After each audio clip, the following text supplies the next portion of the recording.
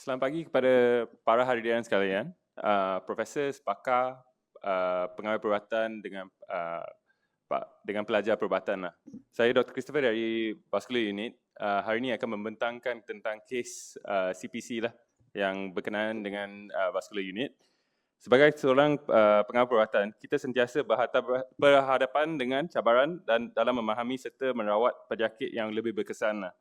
Justru platform CPC ini seperti persidangan ini menjadi amat penting untuk memperkasakan ilmu kami lah, berkongsi pengalaman dan mengasah kemahiran klinikal kita lah. So izinkan saya cakap bahasa English untuk membentangkan kes saya lah. Okay. So today I'll be presenting the case presentation regarding my case.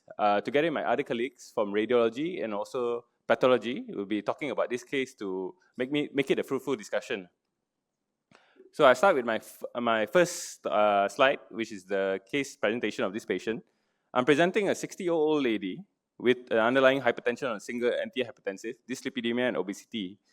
She actually presented with an incidental finding of a retroperitoneal mass detected during her health screening. So during the routine medical checkup in a private hospital, she otherwise had no symptoms. She was asymptomatic. She did not have any report of back pain or signs of neurological deficits.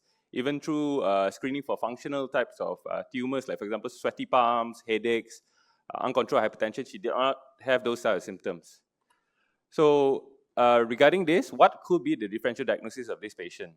When we talk about differential diagnosis of patients, we always have to look into the anatomy of that area. So in the retroperitoneum, what do we have?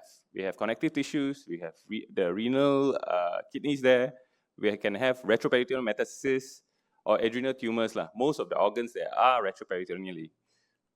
So this patient underwent, because they found that the patient had a retroperitoneal mass through the ultrasound, they actually proceeded with a contrast enhanced CT, and it actually revealed a retroperitoneal mass with proximity to the inferior vena cava and aorta with appearance of intratumoral necrosis.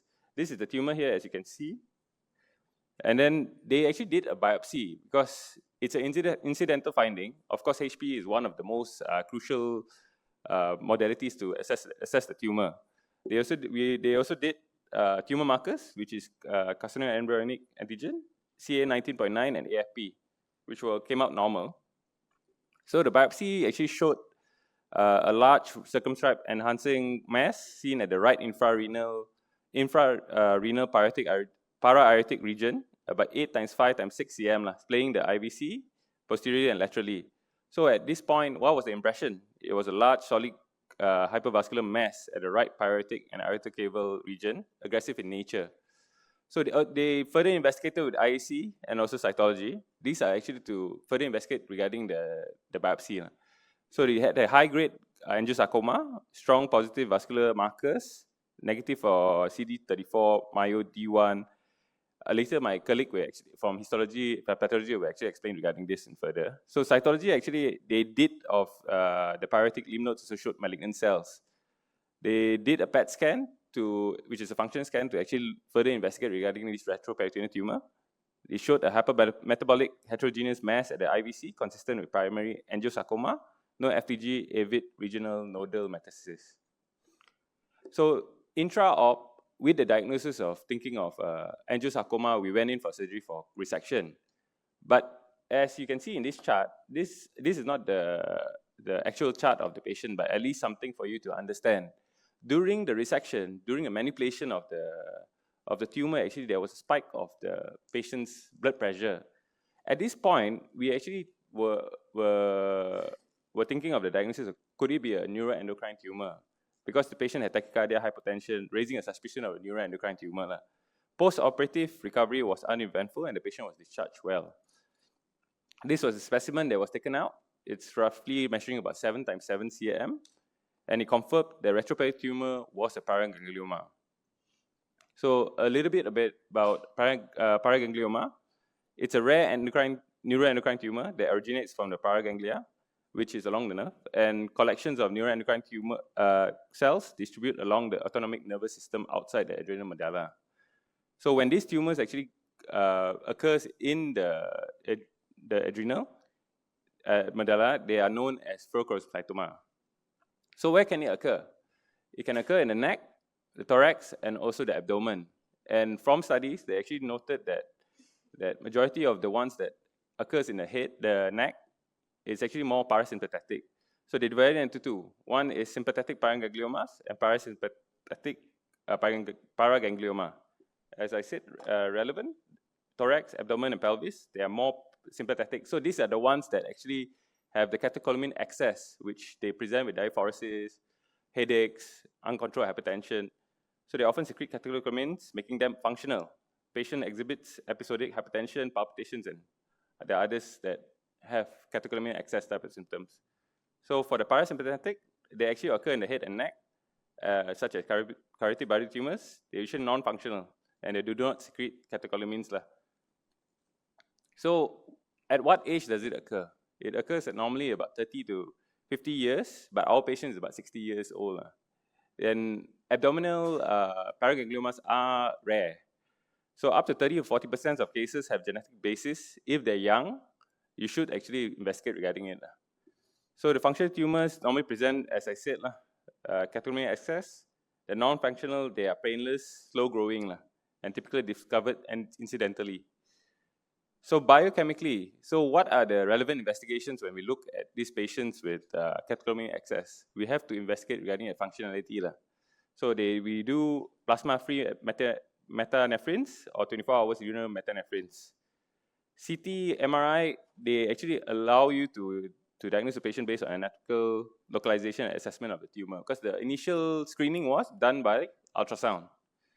So the next one will be functional scan. These are all relevant to neuroendocrine tumors. And MIBG scans. Then genetic testing, recommended in younger patients. So what is the primary treatment? Surgical resection is the mainstay of the localized tumors.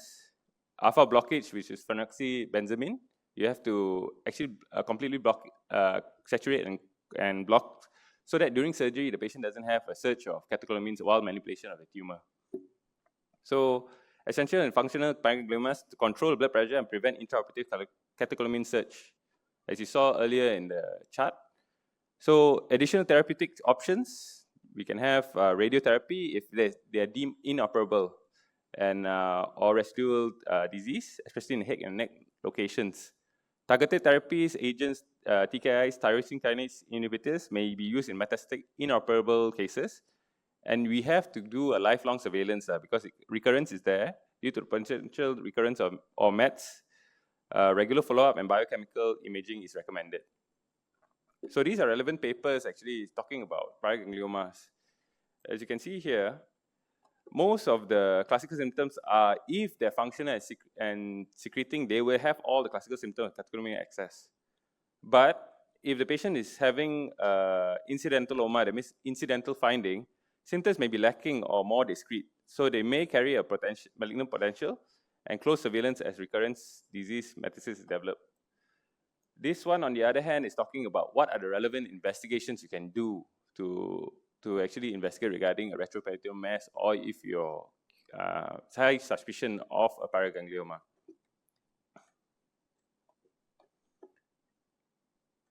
As for this is talking more about the epidemiology of the patients. The males are higher numbers, and also the classical presentations of the patients. So as you can see here, history of hypertension is one of the high occurrence in these patients, the symptoms that they present. For this paper, they are talking more about MDT and multidisciplinary approach in these patients. That means you have the surgical department, you have the HPE, which is from the pathology, and you also have the radiology.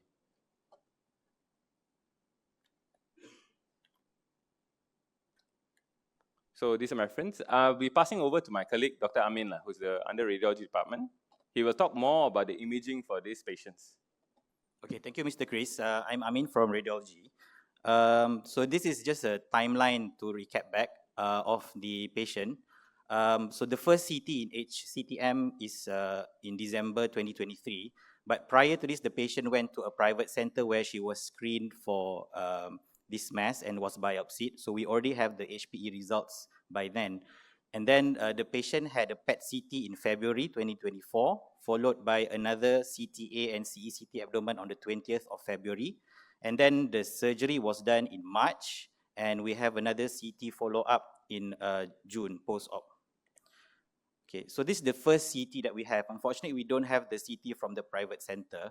As you can see, this is CECT abdomen in axial, in coronal, and this one on the rightmost is the sagittal plane.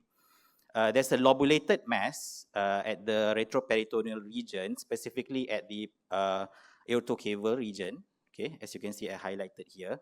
There are areas of hypodensities inside, which indicate necrotic centers. And also this hyperdensity at the anterior aspect of this mass is a focus of calcification. And you can see that there is a surrounding mass effect. So superiorly, it compresses and indents onto the duodenum. So this is the D3 and D4. It also compresses onto the IVC here, and also the abdominal aorta. Okay. So this is what I described. So apart from the mass, there is no other nodes, and apart from uterine fibroids, so there was no other solid organ lesions, and the visualized lungs were quite clear. So this was the differential diagnosis for the benefit of the medical students. As Mr. Chris said, we go by the structures that are present there. So we have lymph nodes. So the commonest things are METs, lymphoma, and infections such as TB. And also we have surrounding organs such as duodenum, pancreas. So it can be malignancy from these organs.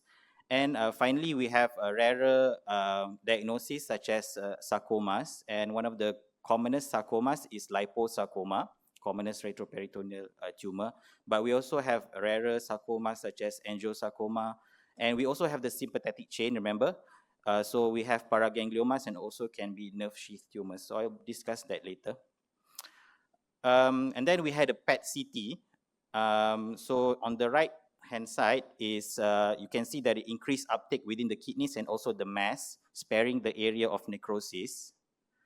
Okay, and bear in mind that the mass was pretty stable from the first imaging that we have. It measures about 6 by 6 by 8 centimeters. And then this is a CTA abdomen, which was the last imaging prior to the surgery. You can see that the aorta is being abutted by the mass. This is the inferior mesenteric artery, which is encased by the mass, the proximal aspect of the IMA. And the SMA is being abutted as well. And also the left renal vein is also, and also the IVC here on the right hand side, you can see that there is a mass effect onto these veins. And also this is the uncinate process of the pancreas. And this is the CCT done in the same setting, so it looks similar from the first scan that we have. So since we have the HPE at that time, we say that this is an HPE-proven angiosarcoma, and the retroperitoneal mass has been stable with the local regional extensions, which I mentioned before, and there is no evidence of METs. So surgery was done, and this is the follow-up CT. At the surgical bed, you can see there's some surgical clips with some narrowing of the IVC at this region, but otherwise, these vessels are patent, and we don't see any evidence of residual tumor. Radiologically, these are retroperitoneal masses. Some of them are paragangliomas. There are also angiosarcomas here. So it's quite challenging because these tumors can have quite similar features. So I'll go through this paper. Because these tumors are rare, there's this example of a single center study which shows that the preoperative CT misdiagnosis rate is quite high initially, 89%.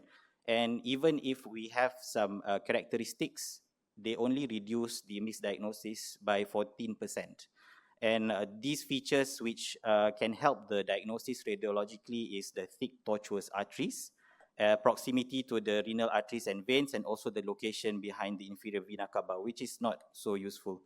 And they suggest using functional imaging techniques. So PET CT, the most sensitive is actually sensitive and specific is the somatostatin receptor, which is the dotatate scan, followed by the MIBG and also the PET. And the mainstay diagnosis is still biopsy. But it's important to exclude functioning tumor because you can have that catecholamine response.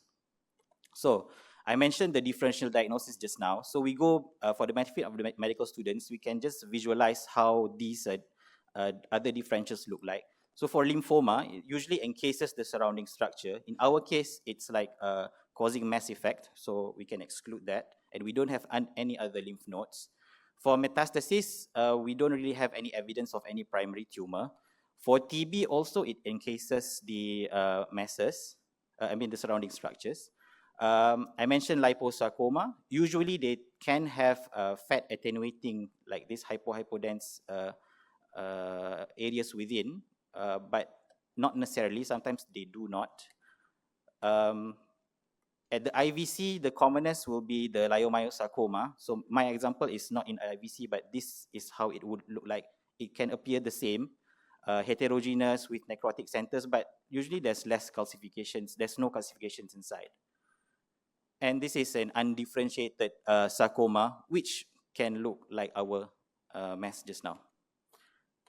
And this is how an angiosarcoma looks like. Looks about the same. Retroperitoneal mass, heterogeneous, necrotic center, nice focus of calcification. Quite difficult to distinguish from our case, paraganglioma. And this is another example in the adrenal.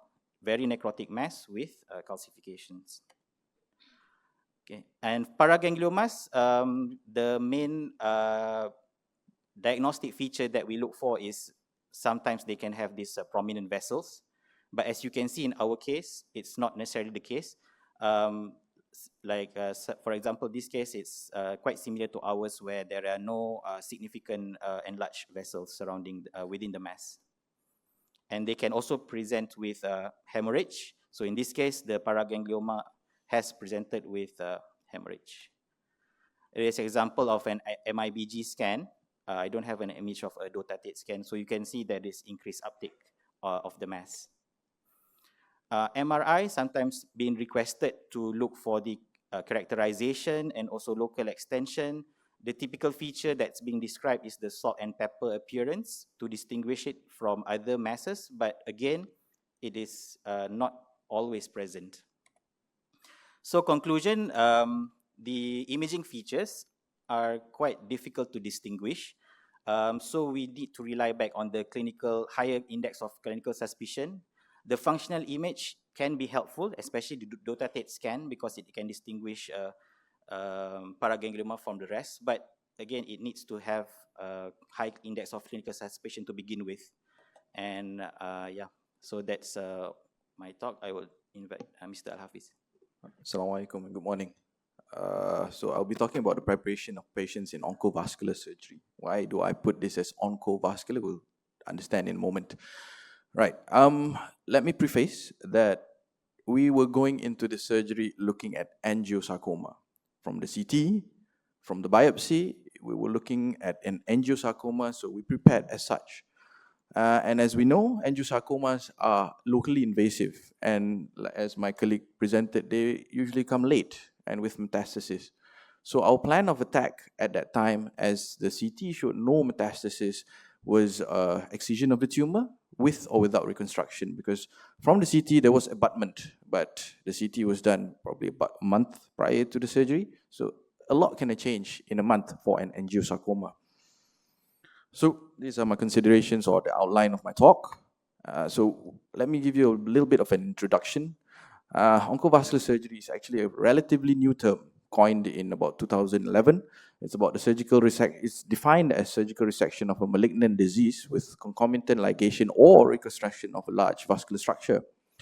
So looking back at our history, in the past, when a tumor was encased a major vessel, it's as good as no go, we're going to palliative.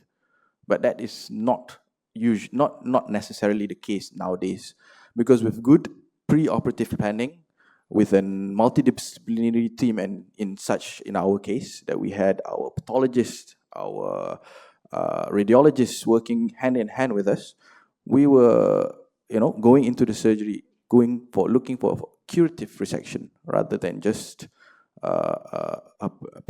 palliation for this patient. So this just is a snippet from the NCCN guidelines for retroperitoneal sarcomas. So as you can see in the highlighted red box, sarcomas, if they are resectable, the mainstay is, as my colleague Mr. Chris explained, was surgery is the mainstay in the treatment of retroperitoneal sarcomas. Even then, if it was a large tumor, there is a role for neoadjuvant therapy before surgery, but still, surgery is the way to go. So when we're looking at surgery, when we're preparing, when we're planning for surgery, there are a couple of factors that we have to take into consideration. Number one is the patient factor. So this is when the term operability comes into play. What does operability mean? Operability is the patient's premorbid condition, their cardiopulmonary reserves, and whether whether they are frail or not, or whether they can survive or sustain during the surgery, rather than the tumor factor itself. So in general considerations for any major surgery, it is to optimize their premorbids, whether it's the diabetes, hypertension, end-stage renal failure, or whatever else not that the patient has. But special considerations must be taken when we're talking about angiosarcomas or any tumors that are near or encasing or in relation to major vessels of the abdomen.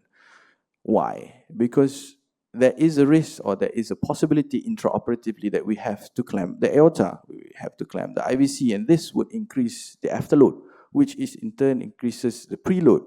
So patients with poor cardiopulmonary reserves would have a very difficult problem on their hands. The anesthesiology is going to be, our anesthesiology colleagues will have a very tough time to keep their heart in check. So these reserves can be observed preoperatively if these patients have an ejection fraction of less 30%, hypokinetic heart segments, or they have very poorly controlled COPD or NYHA classes. So we're not saying that these patients cannot go to surgery, but these patients should be optimized, whether they require a KOROS, whether they require an angioplasty prior to the surgery, and if we can get that up to standard, then we may proceed with surgery. So next is the term resectability. So what is resectability?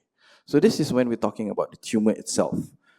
Like I said before, prior to this, if that tumor was encasing a major vessel, the aorta, for example, or the IVC, or the left renal vein, then the surgery would be a no-go. But with the advent and the advancements of oncovascular surgery, this resectability has become less and less important, but not irrelevant. It has to be looked at, it has to be pre-planned, not something that you do on the fly during the operation. So, as we all know, sarcomas resection criteria, you need at least a 2 centimeter wide margin. So ideally 5 centimeters. Why? This is not to reduce the risk of recurrence at different sites. Metastatically, no. We are talking about local clearance and local recurrence. Because if we have less than that, then the local recurrence risk is higher than not. So an RO or R1, as for the medical students, R0 resection is a microscopically clear margin, whereby R1 resection is microscopically involved, but macroscopically not. So it might be a little bit challenging in the retroperitoneum, but it's generally achievable. Right? It's generally achievable with or without reconstruction of major vessels. This is in contrast with sarcomas of the neck, whereby you've got too many vital structures, whether it is the esophagus, the trachea, the larger vessels, the carotids, whereby there are too many structures around it for you to get a adequate margin during surgery.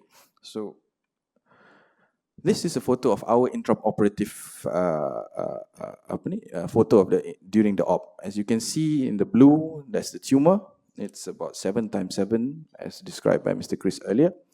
And on the left, the right of the screen, the IVC is highlighted in yellow and the aorta is highlighted in green. So what I'm showing here is prior to the removal of the tumor was actually intraoperatively, rather than abutting in the middle of the IVC and the aorta, was actually sitting on it.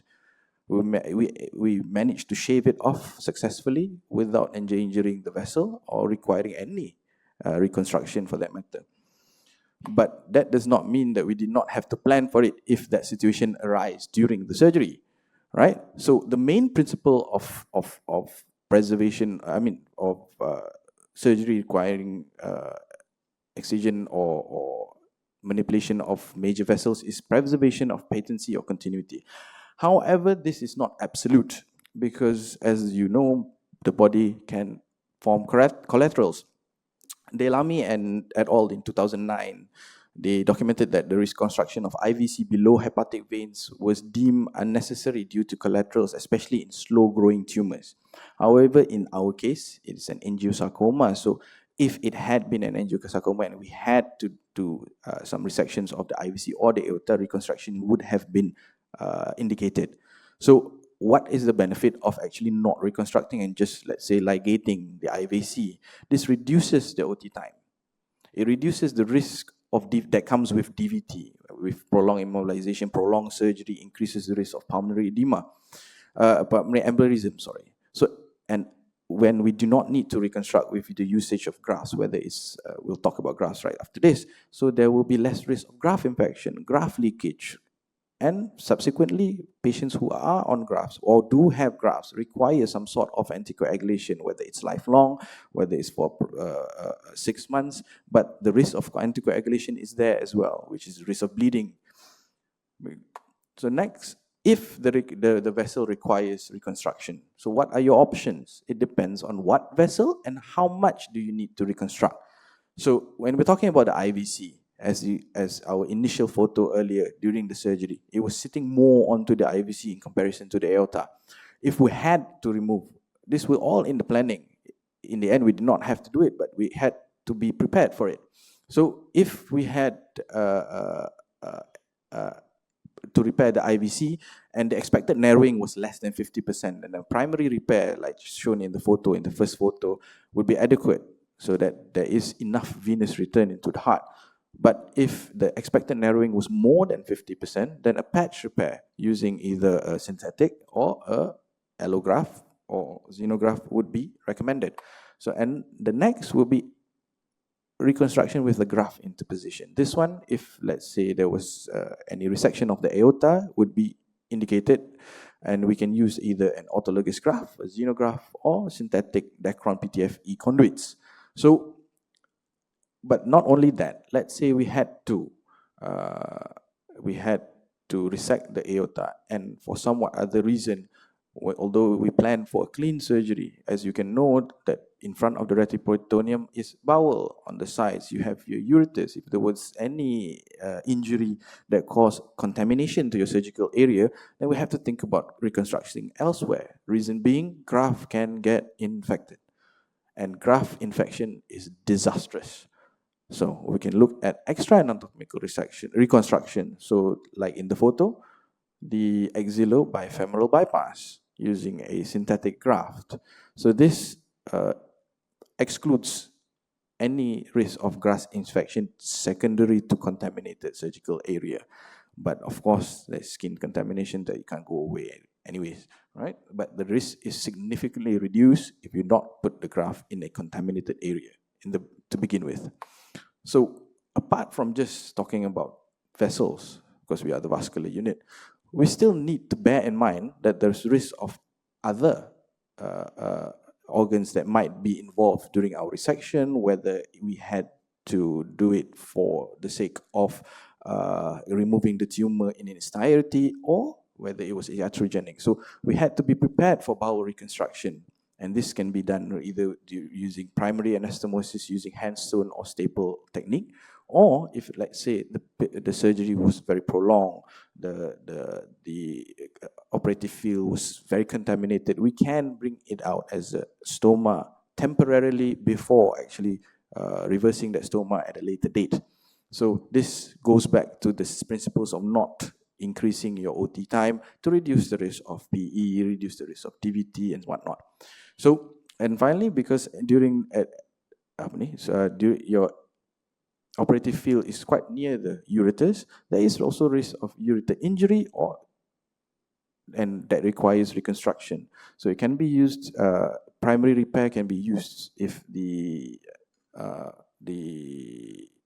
length of the ureter is not reduced, or primary anastomosis, or if, let's say, there is a discrepancy in length, there had to be some portion of the ureter had to be resected as well. There are certain methods for ureteric reimplantation, such as a Buari patch or a Buari flap or psoas hitch.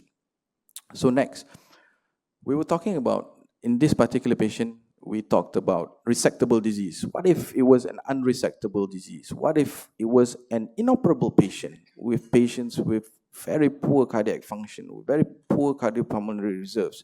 It's not that we say, I'm sorry, you can't do anything. We do have other options to consider, of course. So radiotherapy can be given in high doses to improve the local control and overall survival of these patients.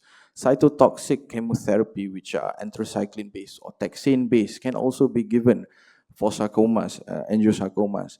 And targeted therapy in the form of anti-VEGF or tyrosine kinase inhibitors, like presented by my colleagues earlier, also show promising results. And finally, immunotherapy, although in clinical trials stage is still ongoing, there have been some reports of small trials using anti-PD-1 antibodies to reduce the progression of all these angiosarcomas for patients who are inoperable. So I guess with that, I've end my talk. These are my references, so I would like to pass it over to next, my pathologist colleague, Prof. Thank you. And good morning. My name is Afila. I'm actually a trainee from histopathology, and I'll be sharing the histopathological findings for this case.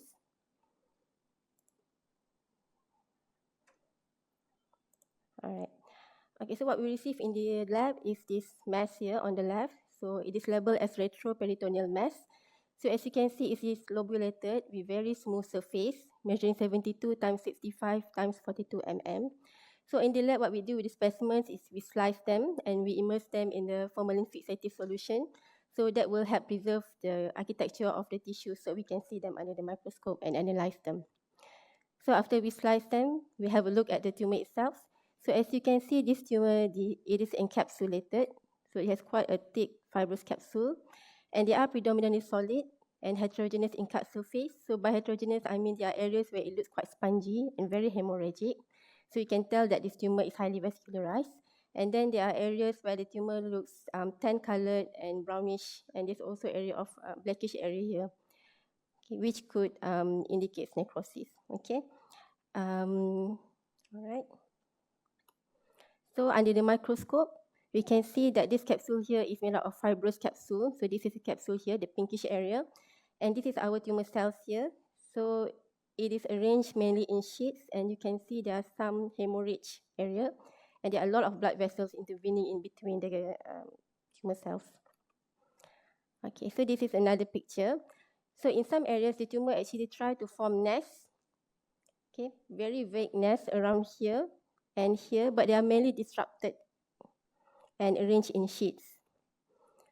Okay, so I think in this picture here, it better shows the nesting or the Zoll-Ballen pattern, as we would know paraganglioma as. So these are the Zoll-Ballen architecture. It looks rather vague, and most of the tumors are actually arranged in solid sheets. This picture is showing areas of hemorrhage, so a lot of hemorrhage. And in this picture, you can see a lot better that there are a lot of smaller vessels surrounding the tumor nest, okay, such as this one. So in higher magnification, we can see the cells are actually very pleomorphic, and they have this basophilic or bluish granular cytoplasm. But interestingly, despite the pleomorphism, we don't see mitosis. Okay, so that is a bit funny for angiosarcoma. So our differential diagnosis for tumors with that pleomorphism and also granular cytoplasm is paraganglioma, neuroendocrine tumor / carcinoma, granular cell tumor, and parathyroidadenoma. But we also have to consider angiosarcoma based on the radiological findings and also previous biopsy. So just a little bit on angiosarcoma. So angiosarcoma, when they are low grade, they have spindle look, and they are trying to form vessels with a lot of extravasated cells. So this doesn't look like our tumor that we have. But if they are high grade, it can look very pleomorphic, a lot of mitosis. And if you put that picture beside the tumor that we have, they can look quite similar actually. So we need to also rule out angiosarcoma. Okay, so when we have differential diagnosis, we can do immunohistochemistry, or Al-Hafeez for short, to help us to support our diagnosis or to defer our diagnosis. Okay, so the list on the left is our differential diagnosis, and these are the Al-Hafeez that could be useful for each of these differentials. So if you can notice, so the one that's highlighted in green, actually the one is expected to be positive, and the one in red is expected to be negative. And if you notice this, the first few of the differentials has quite similar set of Al-Hafeez that we need to do, except for angiosarcoma, it's very different because it derives from a different cells. So for paraganglioma, we expect the neuroendocrine markers, which is chromogranin, synaptophysin, and CD56 to be positive, whereas the S100 would highlight the subtentacular cells, which is the supportive cells. So it should be just scatteredly positive, and we expect the cytokeratin to be negative. Okay, and for neuroendocrine tumor/carcinoma, it will also be positive for neuroendocrine markers, except that it will highlight the cytokeratin as well because it is an epithelial tumor. So, and unlike paraganglioma, granular cell tumor will show strong and diffuse S100. So that would be the only difference between paraganglioma and granular cell tumor in terms of Al-Hafeez. For parathyroid adenoma, the S100 would be negative. And angiosarcoma, because it derives from endothelial cells, we expect them to be positive for endothelial markers such as CD31 and CD34, as well as ERG. Okay, so now let's have a look at the Al-Hafeez. So the tumors that we have, they are very positive for chromogranin and synaptophysin. And they are also positive for CD56. So at this stage, they are very positive for neuroendocrine markers, so we are turning away from angiosarcoma already. And the S100 is only shows focal positivity. So this doesn't look like granular cell tumor. Cytokeratin is negative, so that rules out our neuroendocrine tumor/carcinoma. So we did one vascular or endothelial markers to rule out angiosarcoma, and actually it only highlights the blood vessels surrounding the tumor. The tumor cells itself are negative. So all of this pointing towards paraganglioma. So paraganglioma is a non-epithelial neuroendocrine tumor of paraganglioma cells. So the word non-epithelial here differs it from neuroendocrine tumor/carcinoma. And we talk about paraganglioma cells, we are talking about the chief cells or the chromaffin cells with its supportive cells. And they may arise from parasympathetic or the sympathetic paraganglia. So Mr. Chris has shown the anatomy of the autonomic nervous system. But I just want to highlight that this tumor can be located in various parts of the bodies. It can be in the head and neck, and in terms of abdomen, it can be in the thoracic region, in the abdomen down to the pelvis. Okay, and when we talk about paraganglioma, so we need to think about the possibility of it being hereditary in nature, because at least 40% of the cases show some hereditary predisposition. And the most common mutations are the succinate dehydrogenase enzyme mutation, as well as VHL. So for the medical students, you might recall that VHL is also, von Hippel-Lindau is also associated with renal cell carcinoma as well as hemangioblastoma. Okay, and it can also be associated with kidney triad, which is actually rare. So whether is it benign or malignant? So last time we used to label paraganglioma is either benign or malignant. So malignant is only designated to this paraganglioma when they come together with metastasis. Okay, but they found that this is actually not very useful because we might label a paraganglioma as benign, but patient might come 5 years down the lane with metastasis. So now it is considered to have metastatic potential, and therefore it's conceptually malignant. But sadly, there's no single histological findings or biomarkers to reliably predict which one is going to metastasize. And there are some studies that look at some histological pattern that might help guide us to see if it's a higher risk or lower risk for metastasis.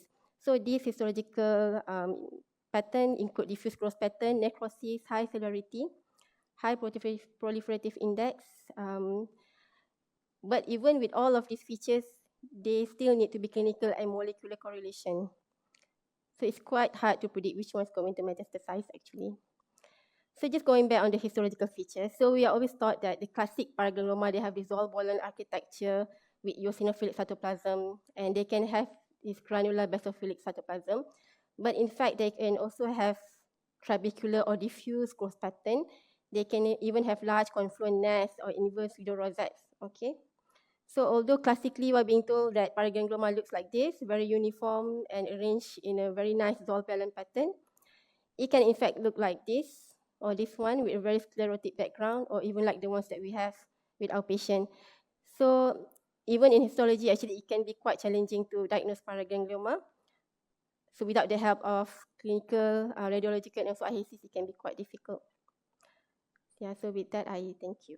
So now we're reaching the end of our presentation. So what are the key points actually in this case that we had lah? To summarize it, initial diagnosis of this patient was actually angiosarcoma, but intraoperatively during the manipulation, the patient had a spike of the blood pressure, and also we had a high suspicion of neuroendocrine tumor, paraganglioma. So it highlights the diagnostic challenges posed in its overlapping features lah. As I said, because this patient had an incidental finding from the ultrasound and then CT findings and also HP all showed more towards the, not HP, sorry, the biopsy showed more towards angiosarcoma. We were leading towards that, but the post-operative actually showed that it was paraganglioma. So the next thing comes is, this patient one of the things that we could have done is, although the patient was asymptomatic, we could have screened the patient for paraganglioma. One of the key diagnostic tool was actually the urine metanephrines or either the catecholamines, 24-hour catecholamines. So as I said, the tumor was misdiagnosed as angiosarcoma based on the CT and hypodense and all the features of it with necrosis. So HP showed that the patient actually had a neuroendocrine tumor. These findings were crucial in differentiating the retroperitoneal mass, paraganglioma from angiosarcoma. So it emphasizes the importance of MDT integrating the imaging, histopathology, immunohistochemistry, and accurate diagnosis.